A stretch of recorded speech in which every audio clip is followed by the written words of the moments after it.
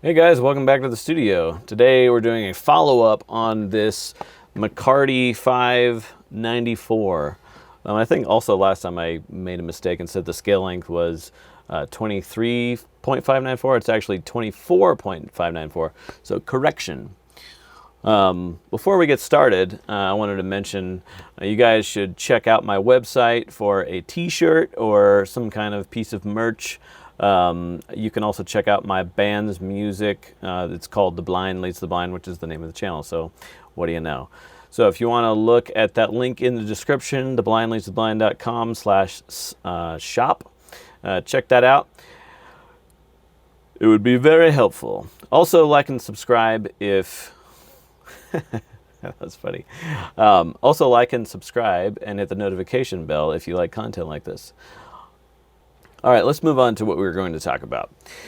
We have up here on the tuner heads, I talked about how I was going to change these guys to the PRS Locking tuners because that was the difference between the core and the S2, one of the differences anyway.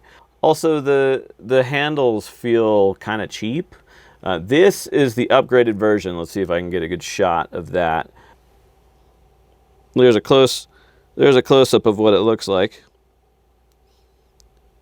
As you can see, it's got like little screw heads on the top that make it so you can tighten down the locking tuners because the string goes through the tuner and then you can tighten it down with a screwdriver if you want. I just finger tightened it because in the past with locking tuners, you can actually snap the string pretty easily.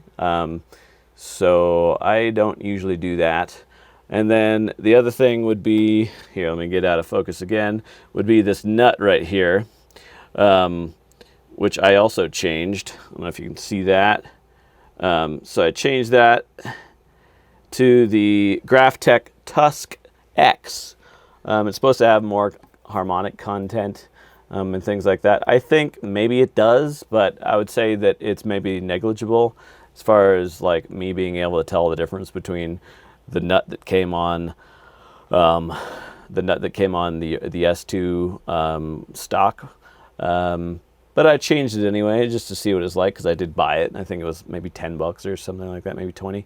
So it was pretty cheap. So tuning stability though definitely has changed.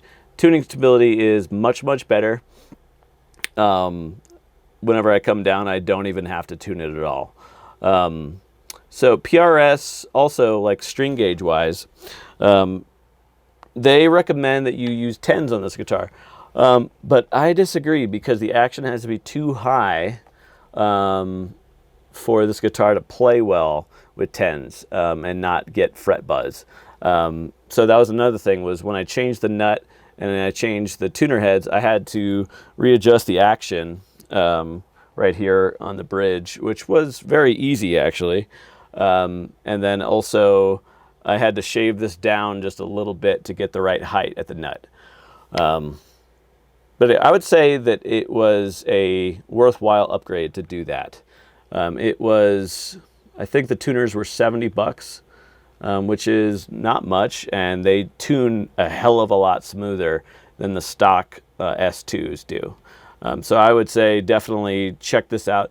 One of the downsides though is, if you can see on the back here, the screw holes of the other tuner heads, they pulled up the paint under it. So here, let's see if I can show you that. It pulled up the paint definitely on the finish under the tuner heads. And so that is not being covered. So I could actually slip a cover in there if I wanted to, which Graphtec usually will supply that kind of a thing. It is kind of stupid, I guess. I mean, I feel like they hid it. Maybe a lot of guitar brands do that.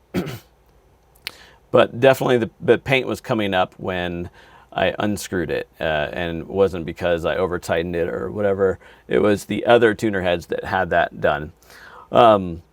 But I would say after a week of playing this guitar, it is it does a lot of sounds. It's very versatile. The push-pull split coil thing works really well, especially on the neck pickup here. And I find myself not really using it on the bridge pickup over here, because I bought this guitar so that it would have that sort of like that 60s, 59 Les Paul type sound, in which it does, I think, pretty well. The neck pickup is okay. I remember I said last week that maybe I might change to the core model pickups that are hand wound in the US instead of Korea, obviously South Korea. And so I still might do that. I'm still kind of on the fence. This pickup is really good. The bridge pickup sounds fantastic. This one sounds a little too mid-rangey, too much 200 and 400, and even 100, like right in there. Those Les Paul frequencies, it's just a little too much. So I find myself using like a tube screamer type pedal to roll those frequencies off. So it's less just kind of creamy. It's like too much cream. You know, it's like a little too, like if you guys drink coffee, if you put a little too much cream in your coffee, you don't taste the coffee really anymore. So I would like a little more top end out of this guy, and you can achieve that with pedals if you'd like. I wasn't actually using the tube screamer, I was using the Exotic, yeah, it was the BB preamp from Exotic. Anyway, so I'm going to play you guys out, and hopefully you guys liked this video. So I will show you what the tone difference is, and it's not really significant, I would say, but mostly it's going to be tuning stability, and then I made my own adjustments on the action and stuff like that, so that I, would customize it to the way I like to play. Anyway, enjoy this track as I play you out.